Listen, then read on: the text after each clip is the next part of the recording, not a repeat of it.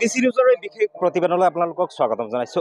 আজি শালবাৰী মহকুমাৰ বাক্সা জিলাৰ শালবাৰী মহকুমাৰ অন্তৰ্গত নিমুৱা অঞ্চলৰ কাৰণে অত্যন্ত এক ভাল খবৰ, কিয়নো এই অঞ্চলৰ এক দীৰ্ঘদিনীয়া সমস্যাৰ আজি সমাধান হ'বলৈ গৈ আছে। কিয়নো এই সমগ্ৰ অঞ্চলত ভাল এখন চিকিৎসালয়ৰ দাবী দীৰ্ঘ সময়ৰ পৰা এই অঞ্চলৰ যিসকল স্থানীয় ব্যক্তি সকলোৱে কৰি আহিছিল, আৰু তাৰেই ফলশ্ৰুতি হিচাপে আজি নিমুৱাত আদৰ্শ চিকিৎসালয় শুভ উদ্বোধন হ'বলৈ গৈ আছে। মই সহযোগীক অকণমান দেখুৱাবলৈ অনুৰোধ জনাম যে এক দীৰ্ঘ সময়ৰ পিছত আজি ইয়াতে নিমুৱা মডেল হস্পিটেলখন আজি আনুষ্ঠানিকভাৱে উদ্বোধন কৰা হ'ব। ইয়াত ইতিমধ্যে সকলো প্ৰস্তুতি সম্পন্ন কৰা হৈছে আৰু খন্তেক সময়ৰ পিছতে ৰাজ্যৰ স্বাস্থ্যমন্ত্ৰী অশোক সিংঘাল আহি উপস্থিত হ'ব। ইয়াতে ধৰ্মীয় পৰম্পৰাগতভাৱে বা সামাজিক ৰীতি নীতিৰে ইয়াতে তেওঁক আদৰিবলৈ আৰু চিকিৎসালয়খন শুভ উদ্বোধন কৰিবৰ কাৰণে উপস্থিত হৈছে। আৰু ইয়াতে এখন সভা অনুষ্ঠিত হ'ব। মন্ত্ৰীয়ে উদ্বোধন কৰাৰ পিছত যিখিনি ইয়াতে স্থানীয় ৰাইজ আছে বা স্বাস্থ্যকৰ্মীসকল আছে তেওঁলোকক সম্বোধন কৰিব। মই স্থানীয় ব্যক্তি যিসকল আছে সেইসকলৰ লগত কথা পাতিবলৈ যত্ন কৰিম। দেখা পোৱা গৈছে যে আমাৰ এই অঞ্চলৰ বিশেষভাৱে বৰপেটাৰ উত্তৰত যদি আমি কওঁ, মানাহ ৰাষ্ট্ৰীয় উদ্যানলৈকে হওক বা ইফালে ধৰক শালবাৰীলৈকে, এই বৃহৎ অঞ্চলত এটা দীৰ্ঘদিনীয়া সমস্যা আছিলে স্বাস্থ্য কেন্দ্ৰক লৈ পেলাই, আৰু আজি সেই বিষয়টো সমাধান হ'বলৈ গৈ আছে। নতুন স্বাস্থ্য কেন্দ্ৰ উদ্বোধন হ'ব। কি ক'ব এই মুহূৰ্তত? আমাৰ আজি আমাৰ ভাল লাগিছে। আজি আমাৰ অসমৰ স্বাস্থ্যমন্ত্ৰী আমাৰ এই বাক্সা জিলাৰ অন্তৰ্গত শালবাৰী মহকুমাৰ অধীনস্থ এই নিমুৱা এলেকাত আহি আমাৰ এই যিখন নিমুৱা আদৰ্শ স্বাস্থ্য কেন্দ্ৰখন আজি উন্মোচন কৰিব, সেই ক্ষেত্ৰত আমি খুবেই উৎফুল্লিত হৈছোঁ। আৰু এইখন স্বাস্থ্য কেন্দ্ৰ উন্মোচন হোৱাৰ লগে লগেই আমাৰ ইয়াতে বিভিন্ন ধৰণৰ জাতি বৰ্ণ নিৰ্বিশেষে সকলোৱেই মানে সুস্বাস্থ্য সেৱাৰ কাৰণে মানে সেৱাটো পাব। তাৰ কাৰণে আমি খুবেই আশাবাদী আছিলোঁ। আমি ভাল পাইছোঁ। হয়, মোৰ সৈতে আৰু এগৰাকী বিশেষ ব্যক্তি আছে এই অঞ্চলৰ বিশিষ্ট ব্যক্তি। মই তেখেতৰ সৈতে পাতিবলৈ যত্ন কৰিম যে আমাৰ এই অঞ্চলটো বিশেষভাৱে যদি আমি চাবলৈ যাওঁ যে আজি যোৱাকালি আমি যিহেতু দেশৰ ৭৯তম স্বাধীনতা দিৱস উদযাপন কৰিলোঁ, আজিৰ দিনতো আমি বহুত পিছ পৰি আছিলোঁ, স্বাস্থ্য ক্ষেত্ৰতেই হওক বা চিকিৎসাৰ ক্ষেত্ৰতেই হওক বা শিক্ষাৰ ক্ষেত্ৰতেই হওক। কিন্তু আজি এটা সমাধান হ'বলৈ গৈ আছে যে আমি ইয়াতে এটা খুব ভাল উন্নতমানৰ এটা হস্পিটেল আমি পাবলৈ গৈ আছোঁ। কি ক'ব এই ক্ষেত্ৰত? নমস্কাৰ। আজি আমি এইখনতে নিমুৱাকে কেন্দ্ৰকে এই অঞ্চলৰ আমি ৰাইজ আজি বৰ আনন্দিত হৈছোঁ। কাৰণ ভাৰতবৰ্ষৰ আমি স্বাধীনতাৰ আজি ৭৯ বছৰৰ পিছতো এই তেতিয়াৰ আমাৰ বৰপেটা জিলাৰ অন্তৰ্গত এই পিছপৰা অঞ্চলটোত আমি উচ্চ চিকিৎসাৰ কোনো সা সুবিধা পোৱা নাছিলোঁ। আজি আমি অতি গৌৰৱেৰে আনন্দ কৰিছোঁ যে আমাৰ বিটিআৰ অন্তৰ্গত আজি বাক্সা জিলা শালবাৰী মহকুমা অধীনস্থ আমাৰ ভূটান পাতদেশী অঞ্চলৰ আজি এই গৱেষণা মৌজাৰ অন্তৰ্গত নিমুৱাত এখন আমাৰ ৩০ বিচনাযুক্ত আদৰ্শ চিকিৎসালয় আজি শুভ উদ্বোধন কৰা হ'ব। আৰু ইয়াৰ উদ্বোধক হিচাপে আহিব আমাৰ অসম ৰাজ্যৰ স্বাস্থ্যমন্ত্ৰী মাননীয় শ্ৰদ্ধা শ্ৰীযুত অশোক সিংঘালদেৱ।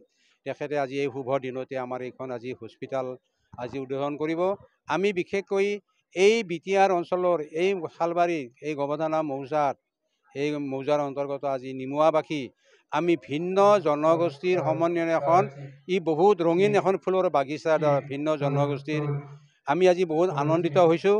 আৰু এইখন মডেল হস্পিটেলকে আমি এখন হ'ব লাগে বুলি আমি বিগত আজি মুখ্যমন্ত্ৰী শ্ৰীযুত হিমন্ত বিশ্ব শৰ্মাদেৱে যেতিয়া স্বাস্থ্যমন্ত্ৰী আছিলে, তেখেতক আমি লগ ধৰাৰ কাৰণে আমাৰ তেতিয়াৰ প্ৰাক্তন GM শ্ৰী বসন্ত স্বৰ্গীয় মই সৰভগত আমি হেমন্ত বিশ্বদেৱক আমি লগ ধৰিছিলোঁ আৰু এখন মেমৰেণ্ডাম দিছিলোঁ। আৰু সেই মেমৰেণ্ডাম মৰ্মে তেওঁ লগে লগে আমাক ইয়াতে এখন মডেল হস্পিটেল হ'ব লাগে বুলি তেওঁ ডিৰেক্টৰক পঠালে আৰু ইনস্পেকশ্যন কৰি তেওঁ এমাহৰ ভিতৰতে এখন আদৰ্শ মডেল হস্পিটেল হ'ব লাগে বুলি ঘোষণা কৰে আৰু আহ্বান কৰি সেইকাৰণে সেই 4 বছৰৰ অন্তত আমি যিখিনি কষ্ট কৰিছিলোঁ সেই কষ্টৰ আজি ৰাইজৰ হকে আমি আজি আনন্দিত। সুচিকিৎসাৰ কাৰণে বিশেষ কৰি আমাৰ এই অঞ্চলটো বিশেষ গৰীব শ্ৰেণীৰ মানুহখিনি আজি উন্নত এটা চিকিৎসা পালে আমাৰ পৰিশ্ৰমখিনি সাৰ্থক হ'ব বুলি মই ধন্যবাদ জনাইছোঁ। হয়, দীৰ্ঘদিনীয়া সমস্যা আজি বাস্তৱ হ'বলৈ গৈ আছে। মই আপোনাৰ ওচৰত আহিছোঁ।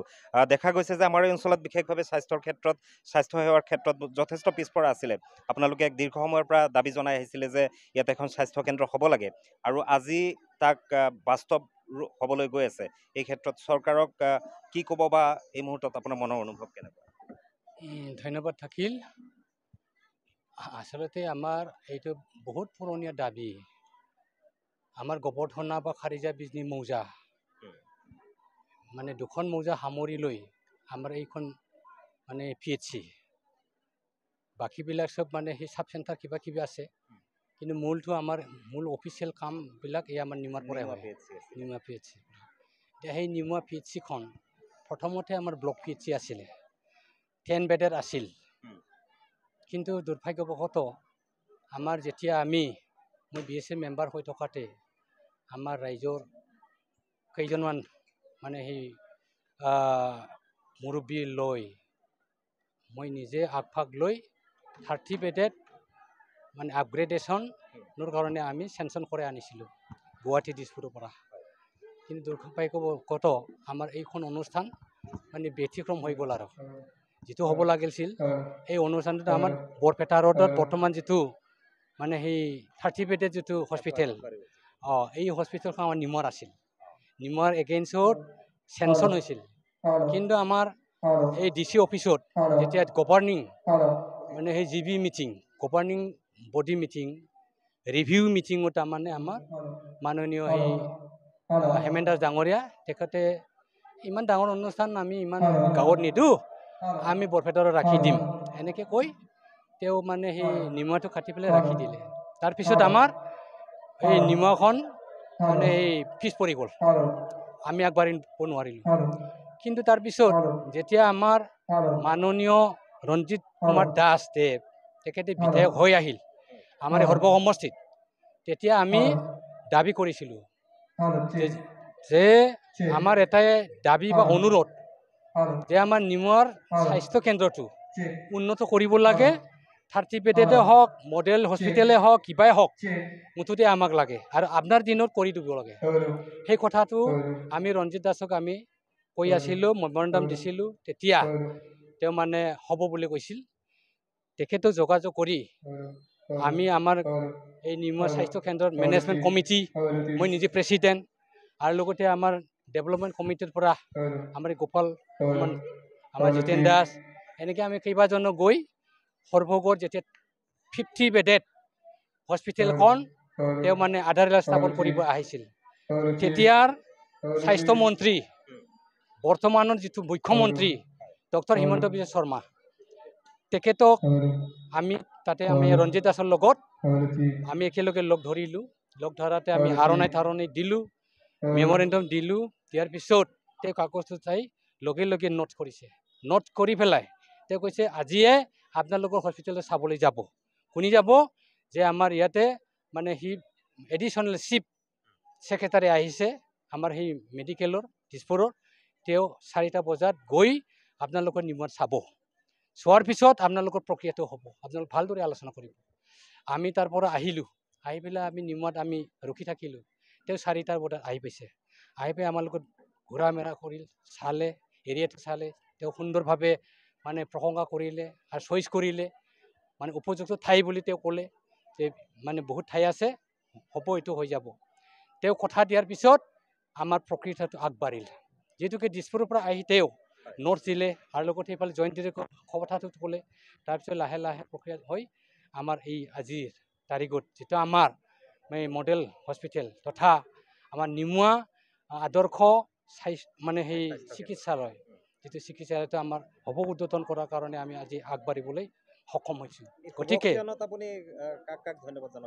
এতিয়া ইয়াৰ কাৰণে আমাৰ 1 নম্বৰ কথাটো হ'ল আমাৰ এই প্ৰাক্তন আমাৰ এই সৰ্বগড় বিধায়ক তথা আমাৰ বৰ্তমান অসম চৰকাৰৰ যিটো কেবিনেট মন্ত্ৰী ৰঞ্জিত কুমাৰ দাস দেৱ তেখেতক প্ৰথমে আমি শলাগ ল'ব লাগিব বা ধন্যবাদ দিব লাগিব আৰু লগতে ডক্টৰ হিমন্ত বিশ্ব শৰ্মা তেখেতে এক কলমতে আমাৰ এইখন মানে তেওঁ মানে লগে লগে অফিচাৰ পঠাই পেলাই আমাৰ প্ৰক্ৰিয়াটো আগবঢ়াৰ সহায় কৰিছে সেইকাৰণে মূল কথাটো হ'ল আমাৰ ডক্টৰ হিমন্ত বিশ্ব শৰ্মা দেৱ বৰ্তমান যিটো মুখ্যমন্ত্ৰী তেখেতে আমি ধন্যবাদ বা শলাগ ল'ব লাগিব গতিকে আমাৰ তেওঁলোকে আমিতো ক'বলৈ গ'লে এই অনুষ্ঠানত এই উদ্বোধন অনুষ্ঠানত আমি চিফ মিনিষ্টাৰকে বিচাৰিছিলোঁ আমি এই যিটো আমাৰ যোৱা মাহত যিটো আমাৰ মানাছত আহিছিল হালবাৰীত আমি নিজে গৈ